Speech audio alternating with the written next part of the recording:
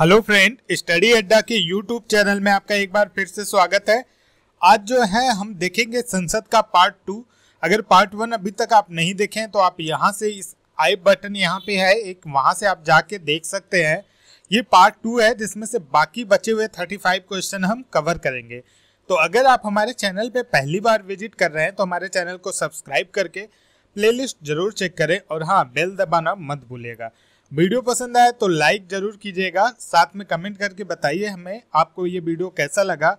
और अगर आप किसी भी फेसबुक पेज या ग्रुप से जुड़े हैं तो वहाँ पे भी ये वीडियो शेयर कीजिए, जिससे ज़्यादा से ज़्यादा लोग, जो लोग हिंदी भाषा में पढ़ना चाहते हैं कोई भी सब्जेक्ट, वो हमारे चैनल से कनेक्ट हो सके।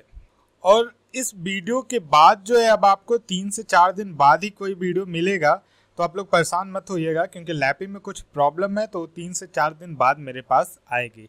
तो चलिए शुरू करते हैं। पहला क्वेश्चन है, मंत्रिपरिषद में शामिल नहीं है।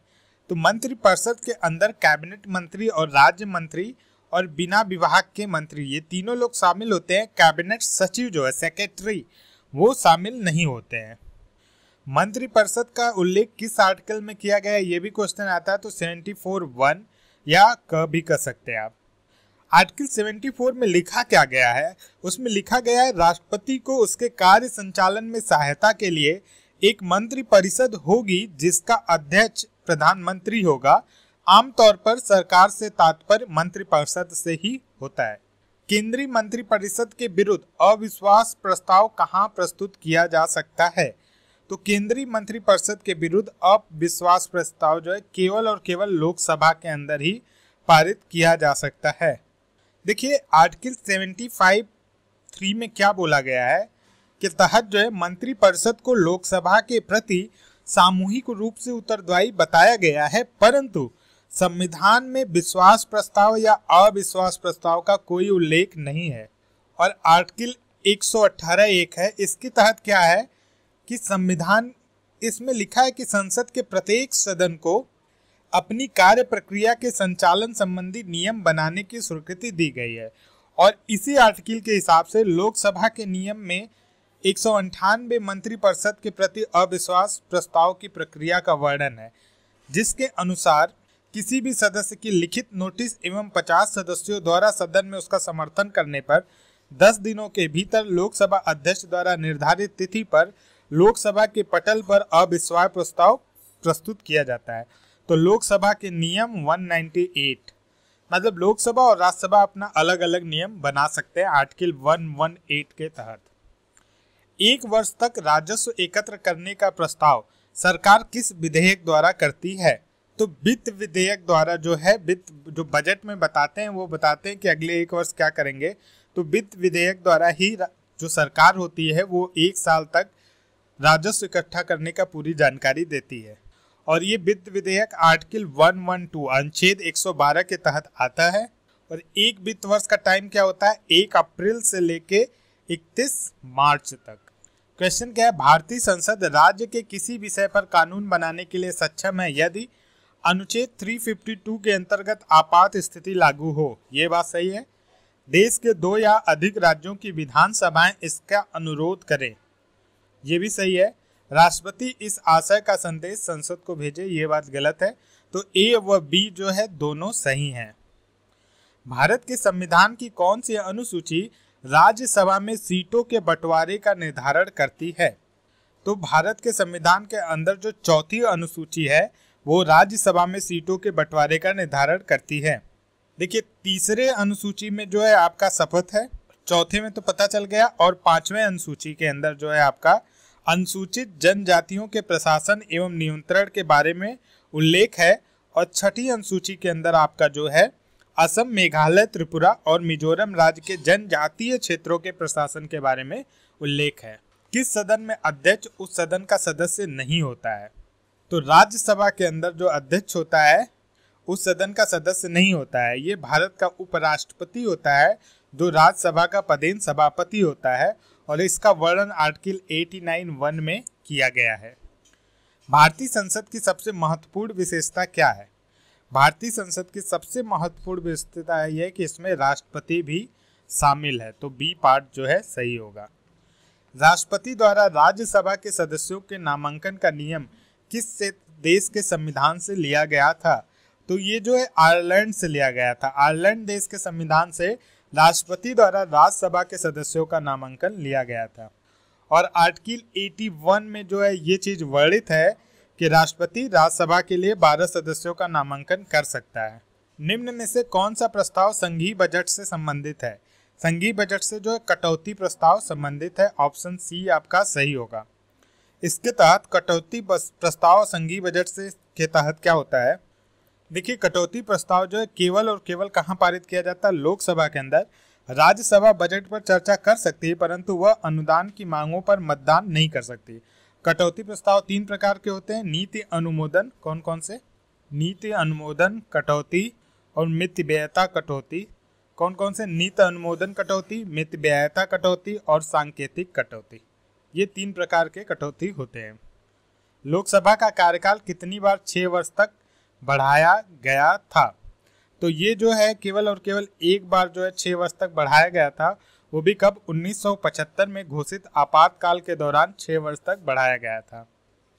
राज्यसभा का कार्यकाल जो मूल संविधान के अंतर्गत 5 वर्ष था, 42वें संशोधन द्वारा बढ़ाकर कितने वर्ष कर दिया गया? तो ये जो है 42 अमेंडमेंट द्वारा बढ़ा के कितने वर्ष कर दिया गया? 6 वर्ष कर दिया गया।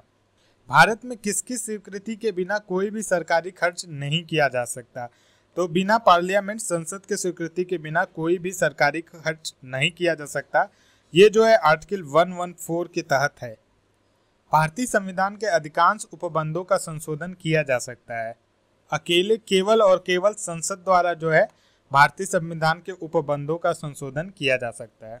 और किस आर्टिकल के तहत किया जाता है? ये आर्टिकल 368 के तहत जो है किया जाता है। कौन सा अनुच्छेद संसद को राज्य सूची के विषयों पर कानून बनाने का अधिकार देता है? तो आर्टिकल 249 जो है संसद को राज्य सूची के विषयों पर कानून बनाने का अधिकार देता है। आर्टिकल 249 बोलता क्या है? यदि राज्यसभा उपस्थित तथा मत देने वाले सदस्यों के 2/3 बहुमत से प्रस्ताव पारित कर यह घोषित करती है कि राज्य सूची में उल्लिखित अमुक विषय राष्ट्रीय महत्व का है तो संसद उस विषय पर कानून निर्माण कर सकती है। यदि केंद्रीय संसद को राज्य सूची में शामिल विधायी शक्तियों और विषयों का ग्रहण करना हो तो इस आशय का प्रस्ताव किसके द्वारा पारित किया जाता है? तो ये जो है राज्यसभा द्वारा पारित किया जाता है आर्टिकल 249 के तहत। निम्नलिखित में से लोकसभा की प्रथम महिला अध्यक्ष कौन है? तो लोकसभा की प्रथम महिला अध्यक्ष जो है मीरा कुमार थी। और इस समय वर्तमान में सुमित्रा महाजन जो है दूसरी महिला अध्यक्ष है लोकसभा की। भारतीय संसद का जनता द्वारा निर्वाचित सदन निम्न में से कौन सा है? तो ये तो सबको पता होगा, सिंपल क्वेश्चन है। कौन सा है? लोकसभा। गैर धन विधेयक के संसद के हर सदन में कितने वाचन होते हैं? तो गैर धन विधेयक के अंतर संसद के हर सदन में 3 वाचन होते हैं। इसके दौरान अधिक के बजट की संस्तुति की जाती है। तेजी के दौरान अधिक बजट की संस्तुति की जाती है। किसके दौरान? तेजी के दौरान। भारतीय संसद के कामकाज में शून्यकाल का अर्थ है। तो भारतीय संसद के कामकाज के अंदर शून्यकाल का अर्थ प्रश्नकाल और अगली कार्यसूची के बीच का समय को जो है हम शून्यकाल कहते हैं। प्रश्नकाल और अगली कार्यसूची के बीच के समय को बेसिकली ये 12 बजे प्रारंभ होता है और 12 बजे ही प्रारंभ होने के कारण इसे शून्यकाल कहा जाता है। शून्यकाल नाम वर्ष 1960 और 1970 के दशक के प्रारंभिक वर्षों में समाचार पत्रों में उस समय दिया गया जब बिना पूर्व सूचना के संसद में अविलंबनीय लोक महत्व के विषय उठाने की प्रथा विकसित हुई। भारतीय संसद द्वारा विश्व संसदीय प्रणालियों में कौन सी अभिनव चर्चा प्रक्रिया समाविष्ट की गई है? तो ये अभी में इस पे चर्चा हुई थी। कौन सी? शून्यकाल। संसद सदस्य संसद में अपनी सदस्यता गवा देंगे यदि वह सत्रों से निरंतर अनुपस्थिति रहे। 60 दिनों तक अगर निरंतर अनुपस्थित रहते हैं तो वो गवा देंगे। लोकसभा अध्यक्ष के वेतन और भत्ते कौन निर्धारित करता है? लोकसभा के अध्यक्ष के वेतन और भत्ते जो है पार्लियामेंट संसद निर्धारित करती है। निम्न में से कौन सा प्रशासन पर विधायी नियंत्रण के अंतर्गत नहीं आता है? देखिए, शून्यकाल। शून्यकाल बेसिकली प्रश्नकाल के तत्काल बाद शुरू होता है और इस काल में कोई कार्यवाही नहीं होती, इसलिए शून्यकाल विधायी नियंत्रण के अंतर्गत नहीं आता है। तो ऑप्शन ए सही होगा। ऐसे व्यक्ति कौन है जो राज्यसभा के सदस्य होते हुए राज्यसभा और लोकसभा दोनों में बोल सकते हैं? तो वे मंत्री जो राज्यसभा के सदस्य हैं वो राज्यसभा और लोकसभा दोनों में बोल सकते हैं। यहाँ पे देखिए और कहीं मंत्री की बात नहीं किया गया। राज्यसभा और लोकसभा में दोनों कौन कौन लोग बोल सकते हैं? प्रत्येक मंत्री महान्यायवादी को यह अधिकार होगा कि वह किसी भी सदन में संयुक्त बैठक में और संसद के किसी समिति में जिसका वह सदस्य है की कार्यवाही में भाग ले, कि इस अनुच्छेद के आधार पर वह मत देने का अधिकार नहीं होगा। किसके? आर्टिकल 88 के आधार पर इनको मत देने का अधिकार नहीं होता है, केवल बोलने का अधिकार होता है। राष्ट्रीय कोष का अभिरक्षक कौन सा अंग है? तो विधानमंडल जो है राष्ट्रीय कोष का अभिरक्षक है। हाउस ऑफ द पीपुल को लोकसभा का नाम किस वर्ष दिया गया?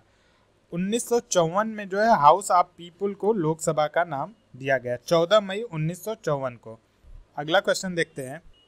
पहले अविश्वास प्रस्ताव और दूसरे अविश्वास प्रस्ताव के बीच कितना अंतर होना चाहिए?